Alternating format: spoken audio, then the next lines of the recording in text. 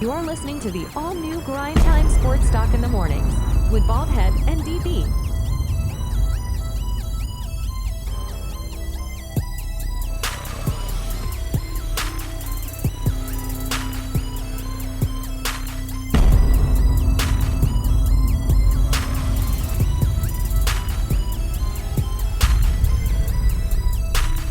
Check us out on Apple Podcasts, Spotify, or wherever you listen to your favorite podcast.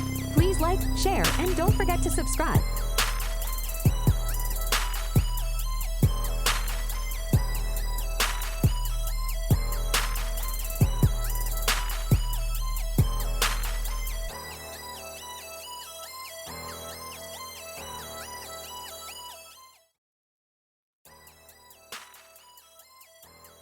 Grind time, top of the morning. Ball head, no DB today. Game 4, NBA playoffs.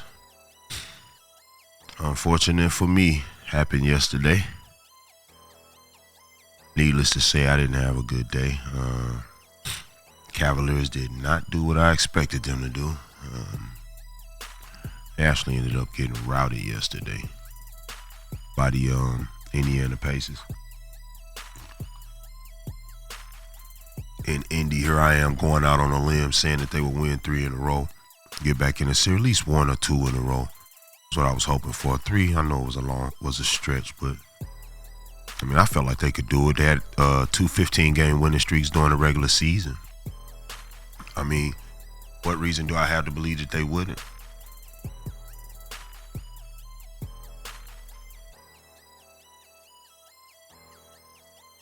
A little under the weather this morning. Just a little bit. But yeah, man, I didn't have any reason to believe that the Cavaliers wouldn't come out last night and give a strong performance, but that's exactly what they did not do. Down by 40 points in the first half, man. I mean, just horrendous performance last night from my Cleveland Cavaliers. And yeah, man, I got to give the Pacers their props.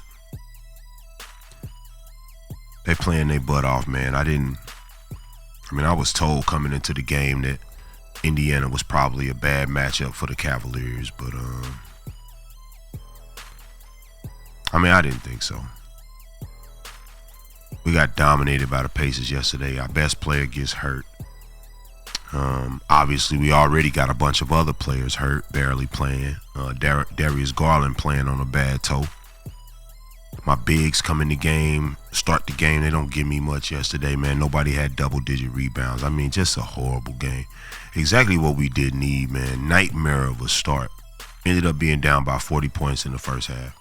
We actually outscored them in the third and the fourth quarter, but hell, what does it matter when you're down by 40 points in the first half? You got so much.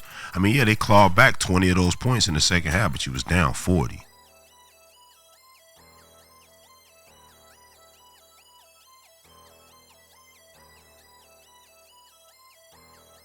It's ridiculous if you ask me. But embarrassing loss yesterday. Embarrassing loss. Cleveland loses by 20 points. 129 to 109. They fall to 1-3 to the Pacers. Pacers up 2 games over them. Cleveland has nothing but closeout games from here on out. Hopefully they don't get closed out at home.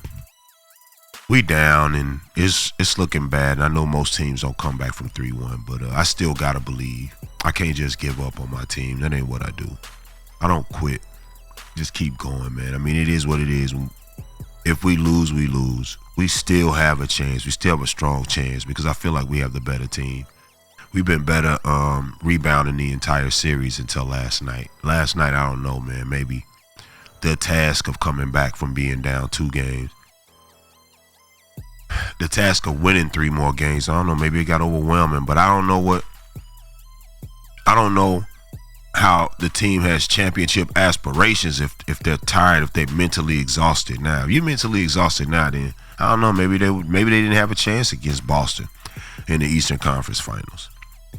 Maybe it is Indy who's supposed to go. I mean, maybe that's the best chance against Boston or New York at this point, man. Cleveland looking a little dejected. Never thought I'd be saying that about my team right now. They quit last night for a minute. They quit. Then in the second half, wanted to play again, but it was too late.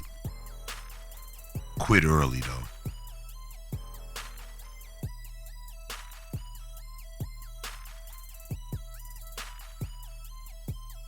It's always next year, I guess.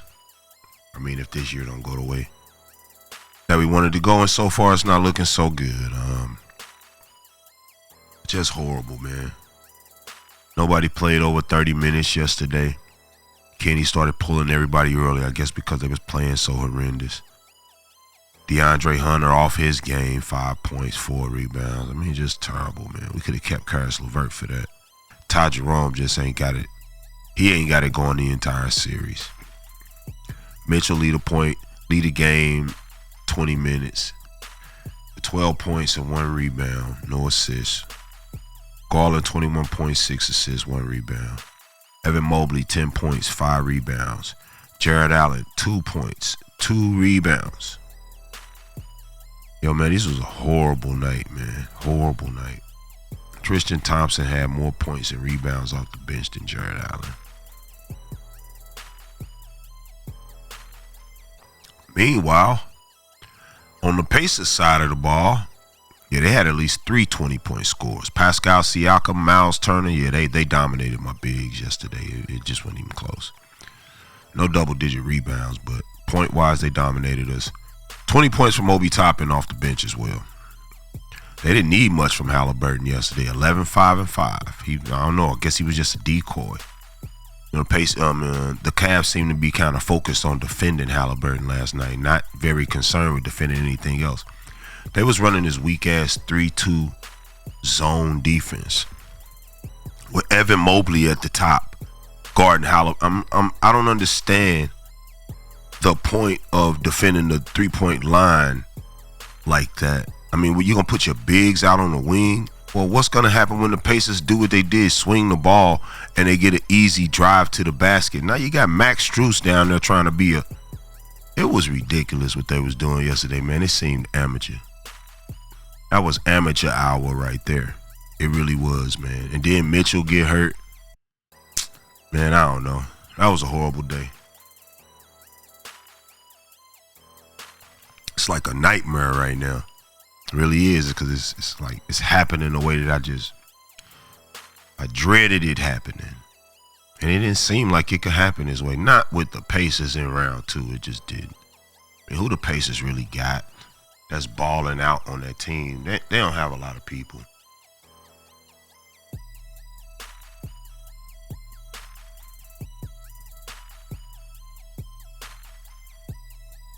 Miles Turner, Pascal Siakam, Tyrese Halliburton.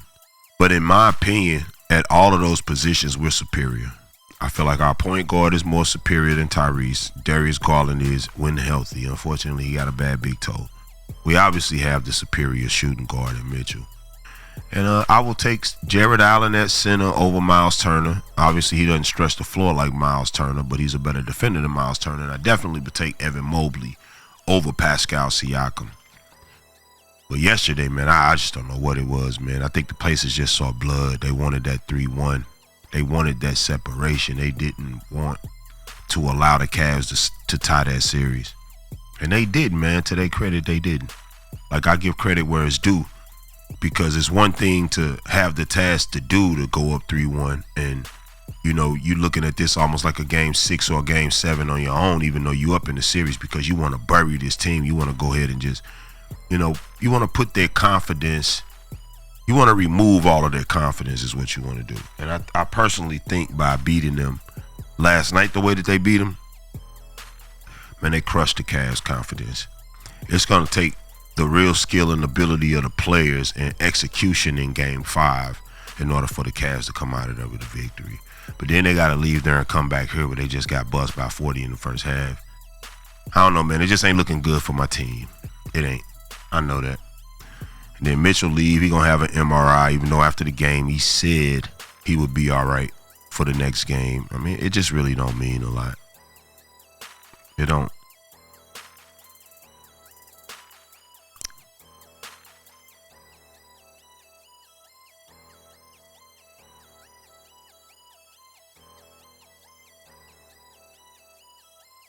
I didn't listen to Mitchell after the game, but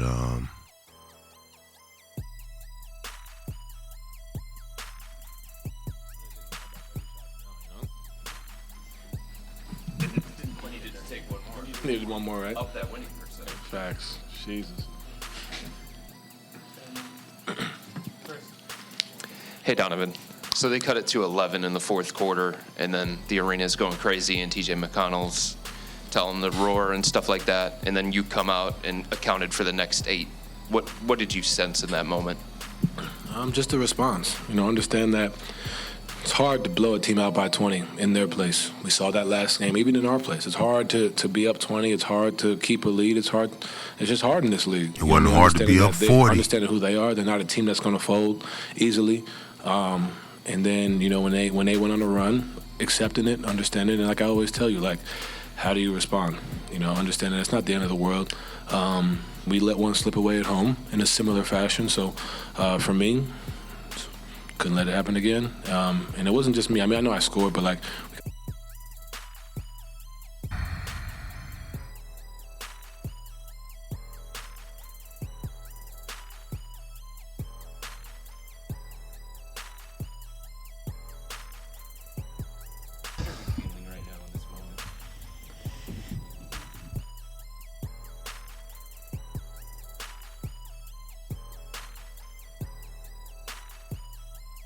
Can you tell us about Donovan?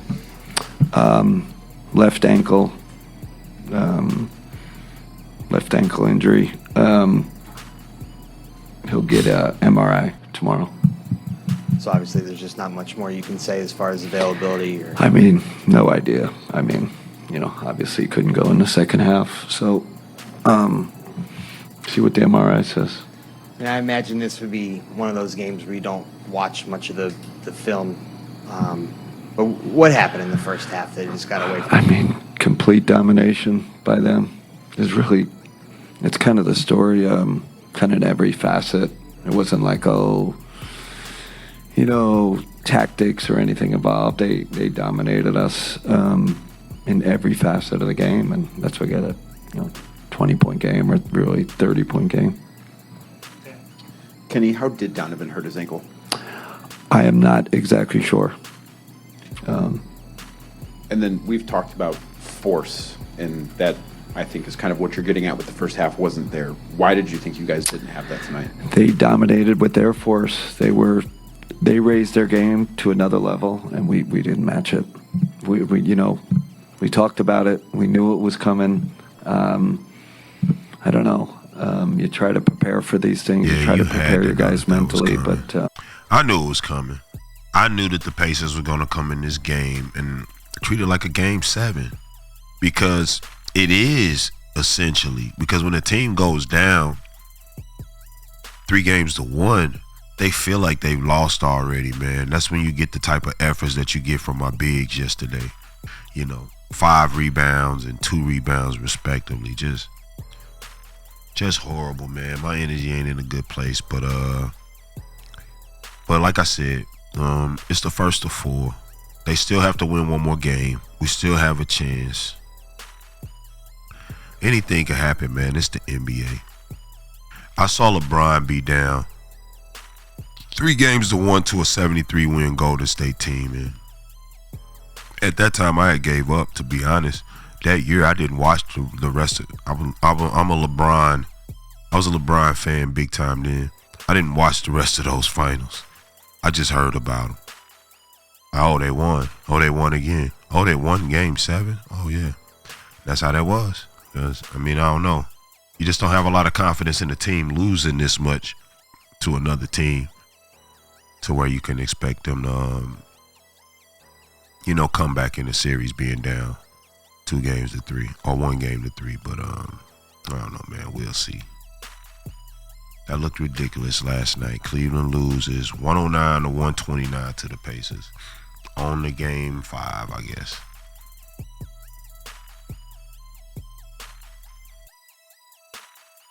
I ain't gave up on you yet, Cleveland. I ain't gave up on you yet. And the earlier game yesterday, Shai Gilgeous and your boys from Denver Yeah, he gave them another L yesterday. Finally got off. Yeah, they needed that, man. If they went down 3-1, they'd have been in the same predicament the Cavs.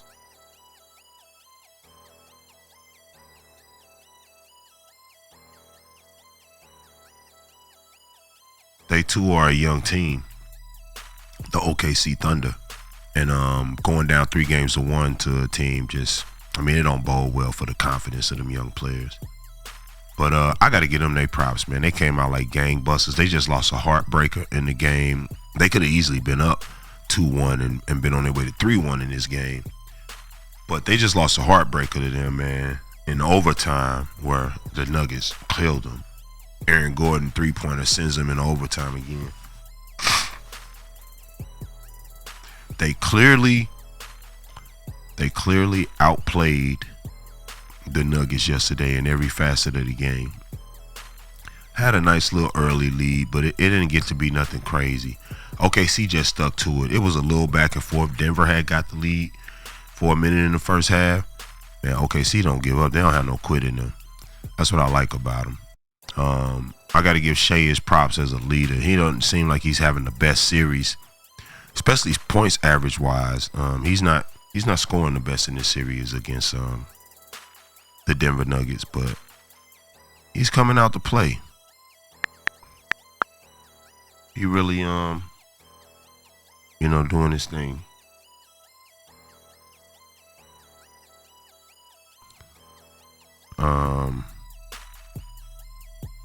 Because he's making his teammates better, man.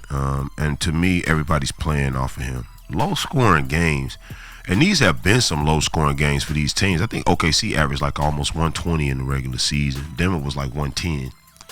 And now all of a sudden, these dudes can barely break 100. But that's just the playoffs. That's how tight it gets.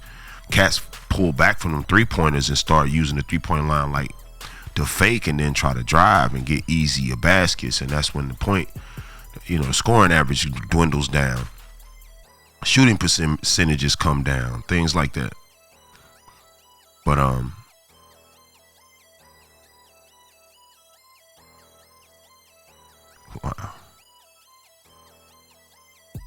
I was looking for the Stizzats.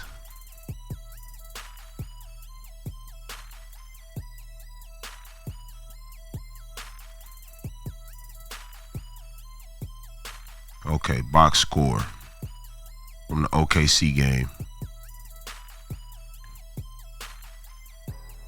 Well, that Aaron Gordon is an Iron Man. Joker be playing 43 minutes, 44 minutes for Bron, 41 minutes for Murray. To be honest, Denver is definitely overplaying his starters, overplaying the hell out of them. The only person off the bench to get a lot of minutes is Russ. Russ get 27 minutes off the bench. OKC, much more balanced substitution pattern. And ultimately, I think OKC is going to win the series. I do. Denver don't have enough. They don't have enough scoring for OKC. OKC could easily be up 3-1.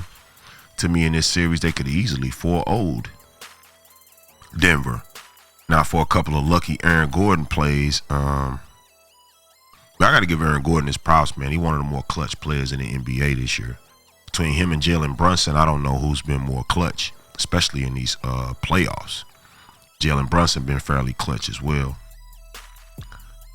But Aaron Gordon has been more clutch because his baskets are the game winners or the game saving baskets, the one that's pushing it to overtime or just winning it all together with the basically alley-hoop dunk from Joker missing a three-pointer against the Clippers. But yesterday, 38 minutes for Gordon, 15 points. 43 minutes for Joker, 27 points. 17 for Murray, 17 for Bron. That Bron kid, he has a game. He has a big game. And they actually had better scoring from the starters with Denver than you did with OKC. You just had 2 double-digit scores with OKC in the starting lineup. That's Jay Will and Shea. Jay had 10 and Shea had 25. But you had a few 10-point scores off the bench. Caruso, Wiggins, Wallace.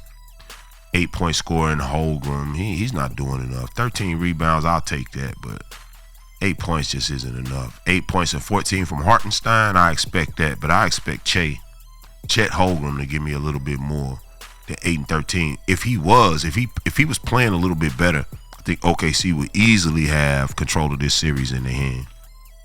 But he not, man. Chet doesn't. I don't know, man. Chet too small. He gotta put some girth on him, man. He too bony, man. He can't do nothing with Joker.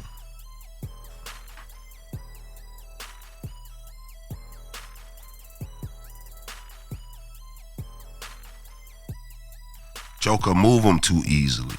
Just like move. Just a couple bumps and he out the way.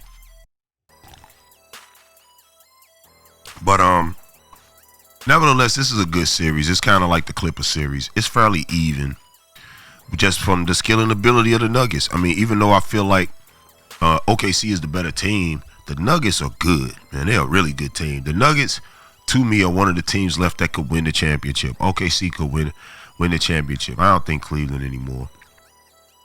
Boston Celtics could win the championship. These teams you can never really count out, man. They high skill level basketball players on these squads. And they don't seem like they give up so easily either. Not like my team did.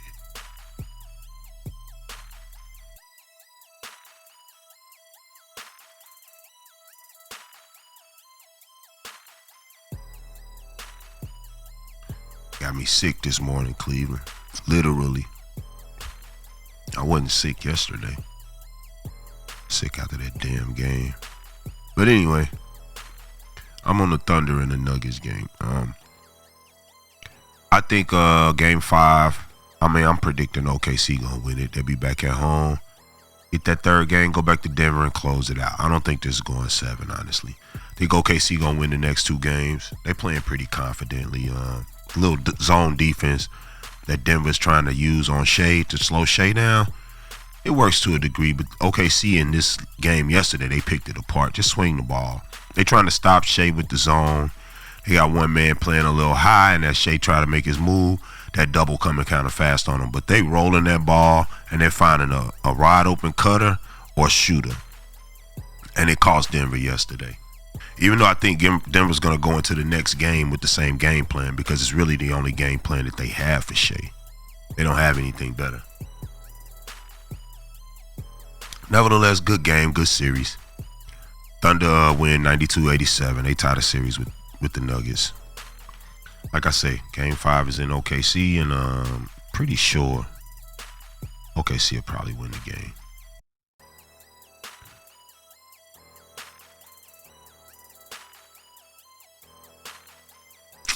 Now, with my guy and his ankle injury, do I think that they have a chance still in the series? And since he hurt his ankle in the game yesterday, I'm just going to theoretically say that he'll be out tomorrow. Do I still think that they have a chance if Donovan is out tomorrow? Yeah, I do. They could win. They could beat Indy without Donovan Mitchell. They could beat Indy without Donovan Mitchell. Darius Garland. Garland is nice like that. So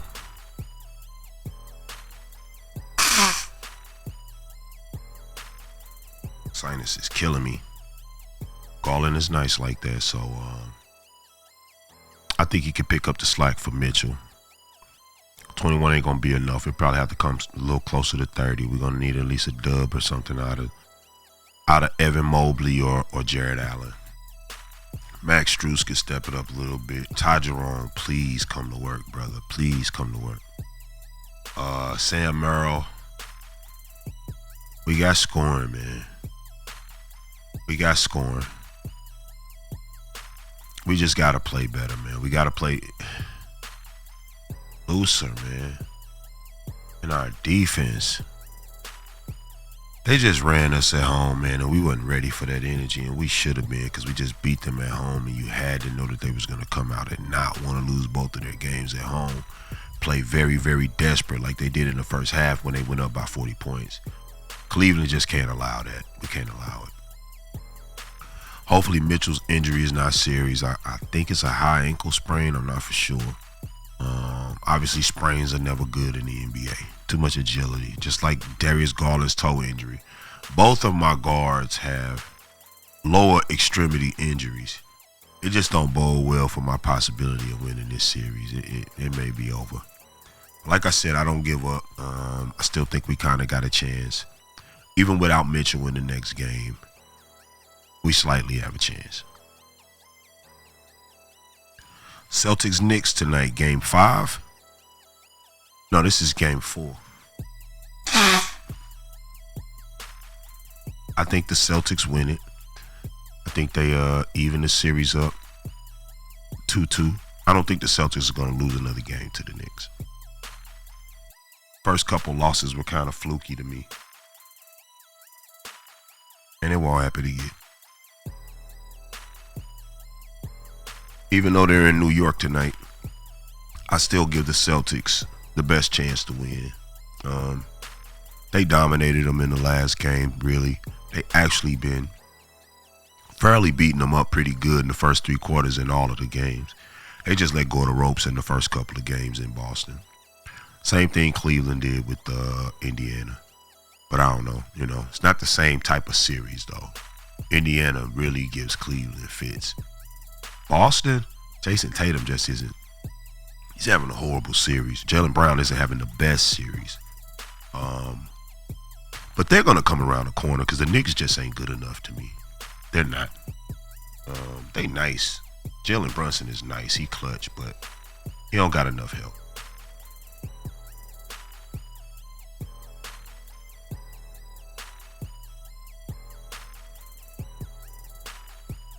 That's probably my cue.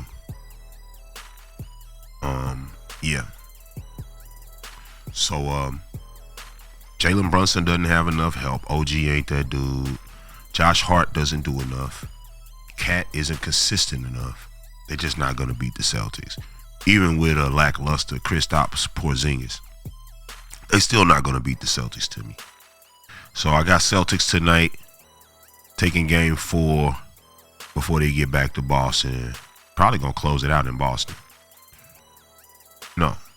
No, if they take Game 4, they got to win in Boston and they'll close it out in New York. So I think that they will close it out in New York. I don't think it'll go to a Game 7. Neither do I think this series is going to a Game 7. Probably not a Game 6.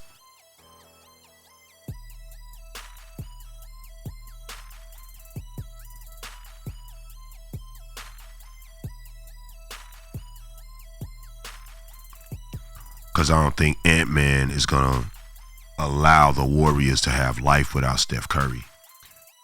If they don't reevaluate Steph before this game tonight, and he doesn't play, it's over with for the Warriors. Even if he come back in the next game, they're going to be down 3-1. Just like the Pacers with the Cavaliers, it'll be like a death sentence if Golden State goes down 3-1 to the Wolves. They won't come out of that hole. Ant-Man going to close the door on them like he closed the door on LeBron and Luka in the first round. It's kind of what he do when he got you here. He don't seem to let up. He had Denver in the same position last year, and even though it went to a Game 7, bro didn't let it up. He got it. He got him. Got him on up out of here. That's what you got to do. So I got Wolves tonight going up 3-1 and closing it out in Minnesota. Yeah. That's it. Plain and simple. And my last question, or my only question of the day. If the Warriors win the NBA Finals, should LeBron James retire? And I know that Bron don't play for the Warriors or got nothing necessarily to do with the Warriors. I think I'm just thinking about the fact that Steph will have 5 rings. And get tired of the Jordan GOAT debate about this, because the Jordan GOAT debate is primarily based on the 6 rings. So now you're going to have another one of what you would call LeBron's nemesis with more rings than him. You're going to have Steph with 5. So guess what? That's the people who hate LeBron. They're going to start interjecting Steph's name in there as well. They'll say not only do he not got as many championships as Michael Jordan, he doesn't have as many as Steph Curry. If Steph Curry gets his 5th championship before LeBron James just more fuel to the GOAT debate against LeBron James. More fuel to the fire that burns against LeBron James. So, yeah, in my opinion, and I don't think the Warriors are going to win. They down 1-2. I just said I think the Wolves are about to bury them. However, if by some miraculous miracle they did storm back in that series and win it, and they went on to the NBA Finals. They actually beat the next round, the Nuggets or whatever, went to the NBA Finals and won it. And Steph won his 5th ring.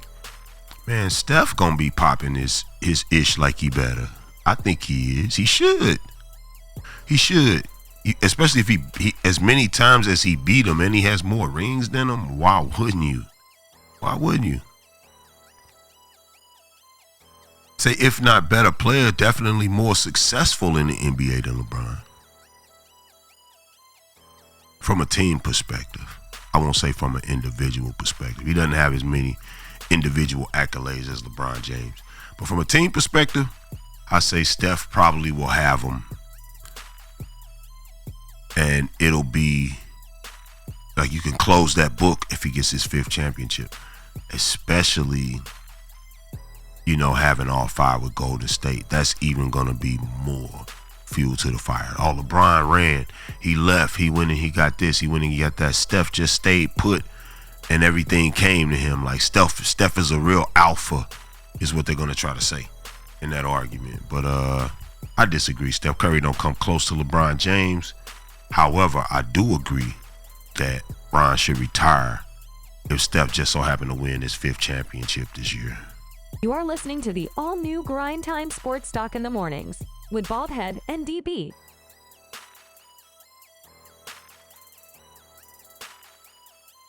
Check us out on Apple Podcasts, Spotify, or wherever you listen to your favorite podcast.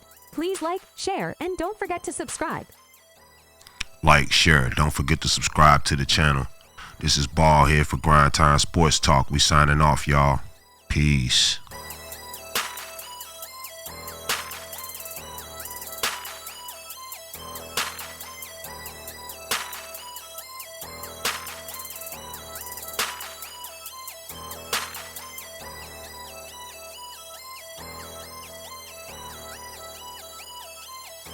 Check us out on Apple Podcasts, Spotify, or wherever you listen to your favorite podcast. Please like, share, and